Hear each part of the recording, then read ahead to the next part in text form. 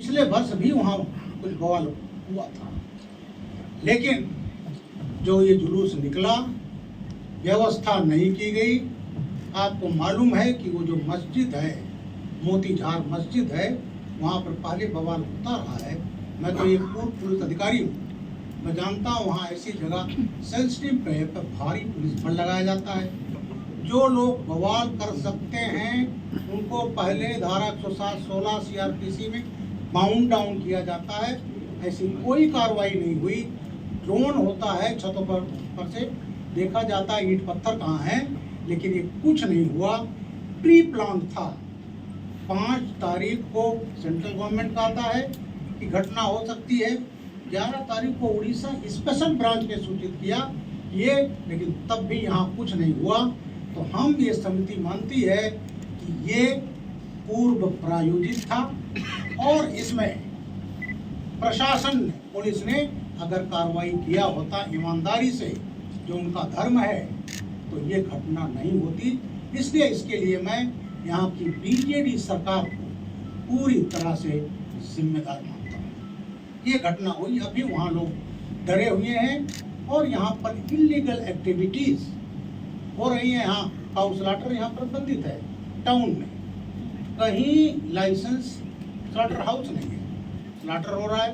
बंगाल को यहाँ बीफ जा रहा है, नारकोटिक्स का जा रहा है। और जो नारे लगाए गए आपत्तिजनक नारे, दंगाई जो मुस्लिम यहाँ के थे, और सबसे बड़ा नारा था इनको हिंदुस्तान वापस नहीं जाने देंगे। वो क्या हिंदुस्तान में नहीं रहे? हमारी जानकारी क्या है कि वो तमाम उसमें घुसपैठिए हैं, वो बांग्लादेशी भी हो सकते हैं, रोहिंग्या हो सकते हैं। और ये जिहादी नारा है, सिम्मी की एक्टिविटीज रही है, और ये बड़ा ही डिस्टर्बिंग न केवल संबलपुर के लिए है, पूरे उड़ीसा के लिए है और देश के लिए है। तो कानून व्यवस्था यहाँ बुरी हालत में है। यहाँ का ये हाल है, प्रोसिक्यूशन है 8, इसमें सजाएं हो रही 8.3%।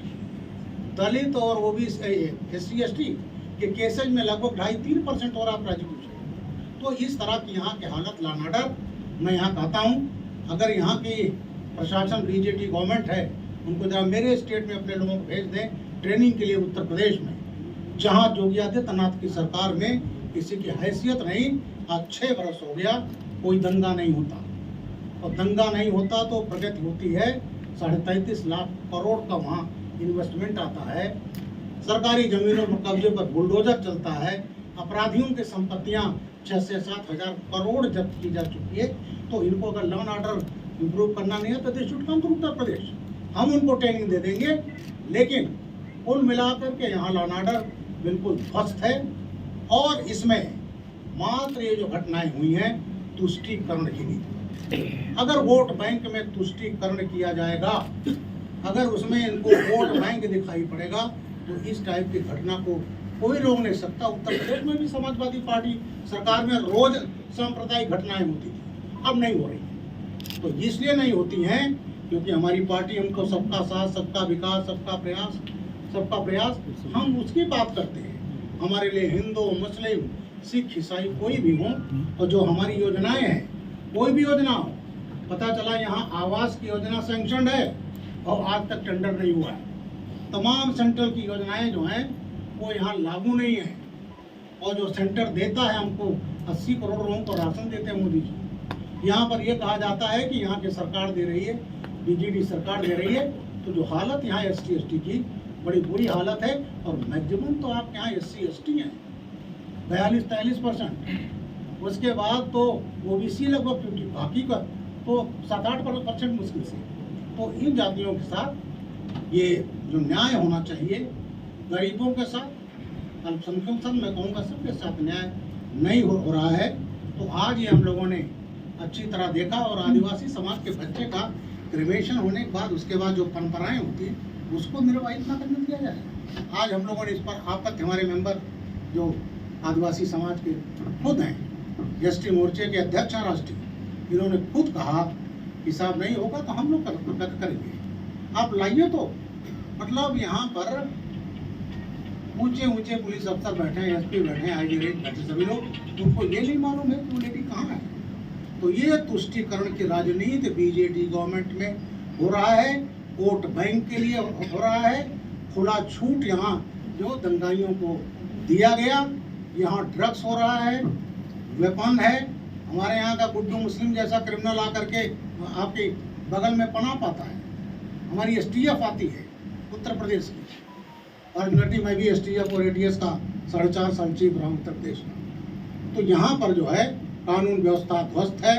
तुष्टीकरण की राजनीति में ये घटना हुई है और ये बर्दाश्त नहीं की जाती। और मुख्य मुद्दा ये है, जो मुकदमे कायम हुए हैं इसमें किसी को विश्वास नहीं है कि इसका इन्वेस्टिगेशन फेयर तरीके से होगा। ये भी बताया गया जिनका कोई मतलब नहीं है इस राइट से, जो बेचारे, आपको देखना पड़ेगा अग्रेसर कौन है, हमलावर कौन है। लेकिन यहाँ इनोसेंट लोगों को भी फंसाया जा रहा है, उनको लाया जा रहा है पॉलिटिकल बॉसेज को खुश करने के लिए, उनके जो पॉलिटिकल एजेंडा है उसको आगे करने के लिए। तो हम ये मांग करते हैं कि इसका इन्वेस्टिगेशन सीबीआई द्वारा होना चाहिए, क्योंकि एक जिहादी एंगल भी निकल कर आ रहा है जिनको हिंदुस्तान वापस नहीं जाने देंगे। ये बड़ा डिस्टर्बिंग है, खतरनाक है। इसमें एनआईए को भी एसोसिएट करना चाहिए, क्योंकि यहाँ जिहादी एलिमेंट है और यहाँ क्रिमिनल्स हैं, एक्टिविटीज हो रही है। दूसरा, ये जो आकर के यहाँ तमाम लोग बसे हुए हैं, ये भी देखा सरकारी जमीनों पर कब्जे, उनको कोई कार्रवाई नहीं की जा रही है। जहाँ जा रहे बस रहे हैं, सरकारी जमीनों पर कब्जे हो रहे हैं, और यहाँ पर संख्या माइग्रेंट्स की बढ़ रही है। हमारी तो ये आशंका है कि यह रोहिंग्या, बांग्लादेशी ये आ रहे हैं, और डेली यहाँ मुर्शिदाबाद को 3-4 बसें, 4-5 बसें, और सीजन में तो और भी चलती है। तो हमारी ये है कि सरकार से मांग है इसको रोकें, और मैं यहाँ के मुख्यमंत्री जी से मांग करूँगा कि वो सीबीआई का इन्वेस्टिगेशन के लिए खुद रिकमेंड करें। तो एनआईए तो खैर जरूरत होगी वो खुद ही कर सकती है, क्योंकि यहाँ की पुलिस से न्याय नहीं है। जहाँ पर कन्विक्शन 8.3% हो, तो ऐसे केस में, क्योंकि यहाँ निष्पक्ष न्याय नहीं हो रही है, और जो कार्रवाई हुई है निष्पक्ष नहीं है, सरासर नहीं है, ओपन दिखाई पड़ता है। तो सबसे हमने बात कर लिया, और आप लोगों से बात करके हम अपनी रिपोर्ट अपने राष्ट्रीय अध्यक्ष माननीय जेपी नड्डा जी को सौंपेंगे। लेकिन कुल मिलाकर के नट सेल में ये हमारा इसमें है। अब हमारे समीर उरांव साहब जो जीएसटी मोर्चे के अध्यक्ष भी हैं। धन्यवाद। निश्चित रूप से 12 और 14 अप्रैल को जिस प्रकार से संबलपुर के अंदर घटना घटी है, हमारी इस कमेटी के अध्यक्ष जी ने आप सबों को बहुत ही बारीकी से बताने का काम किया है। इसमें स्पष्ट है, हम सब लोग जो यहाँ आकर के घटना स्थल पर भी पहुंचे, जो घटना में प्रभावित हुए उनके घरों तक भी गए, यहाँ के बहुत सारे सामाजिक लोगों के साथ बातचीत किए, सारे लोगों ने यहाँ की घटनाओं को बताया है। और हम लोग यहाँ के पुलिस अधिकारी और यहाँ एडीएम के ऐसे अधिकारियों से भी मिले। इन सारे बातों से पता चल रहा है कि यहाँ जो जिस समुदाय विशेष के लोग यहाँ जो घटना करने में जो है, पूरा उपद्रव करने में जो अपनी जो भूमिका निभाई है, ये पुलिस के लोगों को, प्रशासन के लोगों से पहले से पता था। पूर्व प्रयोजित पुलिस के अधिकारी भी कह रहे हैं, यहाँ के एसपी खुद कह रहे हैं कि यहाँ पूर्व प्रयोजित ये योजना थी और ये घटना हुआ, वो खुद कह रहा है। शायद आप सब लोग भी जानते होंगे। इसके बावजूद 12 तारीख को जिस प्रकार से घटना हुई मोटरसाइकिल जुलूस में, इसके बावजूद वो लोग जो है 14 तारीख को घटना हो सकती है, इसलिए हमें प्रिपेयर्ड रहना चाहिए। जिस प्रकार से हमारे अध्यक्ष जी ने बताया, वो किसी भी प्रकार के जो लोग तैयारी नहीं किया, इससे स्पष्ट होता है कि ये बीजू जनता दल की सरकार इस उड़ीसा के अंदर है। ये लोगों ने जानबूझ करके यहाँ के समाज को जो है उद्वलित करने के लिए, यहाँ के लोगों को जो है ये करने के लिए ऐसा ये निर्देश प्रशासन को दिया, ऐसा प्रतीत होता है। निश्चित रूप से ये जो है स्पेशल ब्रांच के लोग जब सूचना कर रहे हो, यहाँ एसपी जो है पता चलता है कि 11 तारीख को रात में जाकर के किसी हिल होटल्स में जाकर के वो अपना रात भर वो मस्ती कर रहा है, ये जानकारी मिली है। तो क्या ये स्पष्ट होता है कि जानबूझ करके यहाँ के संबलपुर के जनता को इस प्रकार से आग में झुलसने देने के लिए यहाँ के प्रशासन भी जो उपद्रवियों का मदद कर रहा है, प्रोटेक्शन दे रहा है, ऐसा लगता है। सबसे बड़ी बात है कि ये जिन हमारे चंद्रमणि जो मृधा की जो हत्या होती है, वो उसके परिवार के पास रात में गाड़ी जाता है और चुपचाप से उनको उठा करके कहां ले जाया जाता है कि गांव वालों को अभी भी पता नहीं चल रहा है। और ये डीएम लोगों से हम लोगों ने पूछा कि उनका जो राशि मिलता है वो सब मिला, तो हाँ मिल गया। कै तारीख को मिला? 24 तारीख को मिला। तो आप कह रहे हैं कि वो परिवार कहाँ गया, पुलिस भी नहीं बता पा रहा है कि कहाँ गया, अभी है कि नहीं है, हम खोज रहे हैं फिर भी नहीं मिल रहा है, बोल रहा है। फिर 24 तारीख को कैसे उनको मुआवजा दिया? वो जो है कहीं ना कहीं से डॉक्यूमेंट्स वेरिफिकेशन करने के लिए तो उनके पास आया ही होगा, गया ही होगा। तो एक प्रकार से कह सकते हैं कि ये बीजू जनता दल जनजाति और एसटी एसी के लोगों के पूरा का पूरा विरोधी है, जिसके चलते एक ट्राइबल जो मर गया, चलो ढक दो, ये मानसिकता के साथ यहाँ की सरकार काम कर रही है।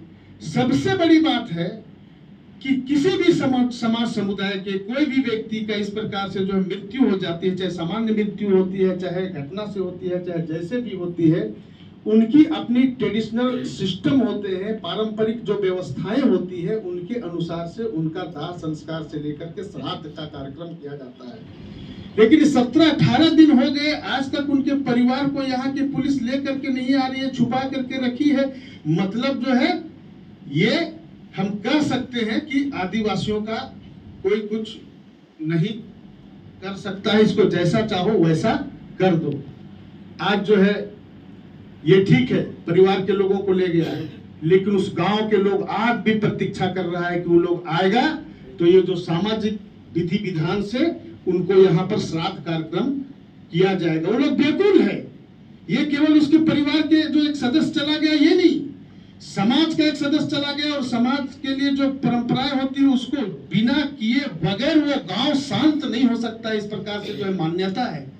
इसमें जो है यहाँ की पुलिस जो है रोक लगा रही है, ये जो है नहीं कर रही है। इसलिए मैं कह सकता हूं कि ये पुलिस भी वैसे लोगों का वो प्रोटेक्शन दे रही है, उनका संरक्षण कर रही है। और आज उस जगह पर जाने के लिए हम लोगों ने कहा तो वहां जाने से मना कर रहा है, ये कह रहा है कि वहां नहीं जा सकते। मतलब उनसे ये पुलिस भी कर रही है, या तो सरकार का ये निर्देश है। तो इसलिए आज समिति ने सारे चीजों को देख करके समझ करके जो है यहाँ के लोगों का सुख शांति चैन बने रहे, आने वाले दिनों में इस प्रकार से यहाँ घटना नहीं घटे। इसलिए क्या क्या हो सकता है, हमारे अध्यक्ष जी ने कहा कि हम सेंट्रल जो एजेंसी से भी हम जांच करा सकते हैं। ऐसा हम राष्ट्रीय अध्यक्ष जी को रिपोर्ट करते हुए हम यहाँ की बात को बताने वाले हैं। आज ये पत्रकार वार्ता में सारे पत्रकार बंधु और माननीय राष्ट्रीय अध्यक्ष जेपी नड्डा जी के निर्देश पे जो टीम बनी है, उसके माननीय अध्यक्ष माननीय सांसद बिजलाल जी, सदस्य माननीय सांसद समीर उरांव जी, हमारे वरिष्ठ नेता माननीय सांसद सुरेश पुजारी जी, यहाँ के 6 विधायक, माननीय जिलाध्यक्ष, प्रदेश महामंत्री समेत सभी को मेरा नमस्कार। आप लोग माननीय हमारे इस टीम के अध्यक्ष जी के द्वारा जो वार्ता किया गया उसमें सुने, डिटेल्स बताएं कि 12 तारीख और 14 तारीख का जो घटना क्या क्या घटा। मैं इतना स्पष्ट बोलना चाहता हूं कि यहाँ के जो बीजेडी सरकार है, पूरी पश्चिम बंगाल के ममता बनर्जी का सरकार के जेरोक्स है। ममता बनर्जी जैसे वहां चलाती है, वे नक्शे कदम पे यहाँ बीजेडी सरकार चल रही है। आप लोग जानते होंगे या तो कभी पता कीजिए कि मालदा मुर्शिदाबाद से लेके अभी पूरा पश्चिम बंगाल जैसे झुलस रहा है और सिर्फ वोट बैंक के चलते विशेष एक समुदाय को, विशेष एक संप्रदाय को खुश करने के लिए यह सब किया जा रहा है। और भारतीय जनता पार्टी ये कदापि बर्दाश्त नहीं करेगी। हम लोग चुप बैठने वाले नहीं है। संबलपुर को पाकिस्तान बनने नहीं देंगे। जिस तरह दंगाइयों ने बोला हत्या के टाइम, ये राम भक्तों को हिंदुस्तान आपस नहीं जाने देंगे। दुर्भाग्य है कि ऐसे कभी तालिबानियों ने बोलता था, पाकिस्तानियों का बोली है ये, और ये आज बीजेडी के नेतृत्व में संबलपुर में हो रहा है। यहां हम लोग चुपचाप बैठने नहीं देंगे इस प्रशासन को। प्रशासन चाहती है कि बीजेडी का नेता लोग जैसे बताएंगे वैसा करेंगे, ये नहीं होने देंगे। क्योंकि हम लोग माननीय राष्ट्रीय अध्यक्ष जी जो भेजे हैं, अभी रिपोर्ट हम लोग करेंगे। लोगों से बातचीत करके जो पता चला, यहां लोग पूरे डरे हुए हैं, हिंदू समाज पूरा डरे हुए हैं। और इसका एकमात्र कारण है कि बीजेडी की सरकार, पुलिस के सामने, प्रशासन के सामने यहां हत्याएं की जा रही है, मारपीट किया जा रहा है, युवाओं का बाइक जलाया दिया जा रहा है। दुर्भाग्य है। कौन सा हम लोग देश में जी रहे हैं? ये पाकिस्तान का सिचुएशन यहां तैयार कर रहा है। ये उड़ीसा की जनता माफ नहीं करेगी और भारतीय जनता चुपचाप नहीं बैठेगी। अगर इमीडिएट दोषियों के ऊपर कार्रवाई नहीं होता है तो यहां से लेके पूरा भुवनेश्वर तक आंदोलन पे होते रहेगा। जरूरत पड़ेगा तो सेक्रेटेरिएट घेराव करेंगे, जरूरत पड़ेगा तो मुख्यमंत्री आवास घेराव करेंगे। भारतीय जनता पार्टी यहां विपक्ष में है, चुपचाप नहीं बैठेगी। यहां की बीजेडी सरकार सोचती है कि क्रिमिनलों को संरक्षण देंगे और बेगुनाहों को अरेस्ट करेंगे। इस केस में आप लोग देखे होंगे, बहुत सारे बेगुनाहों को अरेस्ट किया गया है और क्रिमिनल खुलेआम घूम रहा है। अभी जहां जहां गए थे, कई लोग बताया, फर्स्ट टाइम जहां गया वहां बोला, कुछ लोगों का नाम बताया गया, मुझे नाम याद नहीं है, और उसमें बताया गया कि किन लोग मारपीट की, हत्या किया, वो खुले बाहर में घूम रहा है। अभी हम लोग पुलिस के अफसर लोगों से मिले, वो बोल नहीं पा रहा है। इसका मतलब है ये जानबूझ के किया जा रहा है और सुनियोजित ढंग से है। जैसे आप लोग रामनवमी के टाइम पश्चिम बंगाल में देखे हैं, ममता बनर्जी खुला आह्वान कर रही है जिहादियों को कि आप लोगों का नमाज के ऊपर कोई कुछ करे तो आप लोग चुप मत बैठिए, हम हैं आप लोग के साथ। ये कौन सा तरीका है? कहां क्या कर रहा है? और वैसे ही कदम पे चल रही है यहां की बीजेडी सरकार। ये भी सुनियोजित ढंग से इसको किया है, बीजेडी ने करवाया है उसको वोट बैंक के चलते। इसलिए हम लोग चुपचाप बैठने वाले नहीं है, हम लोग रिपोर्ट करेंगे। आगे भाजपा अपनी तरह से बैठ के सब ठीक ठाक करेगी और मुझे लगता है ये सरकार जो कर रही है इसको जनता सबक सिखाएगी।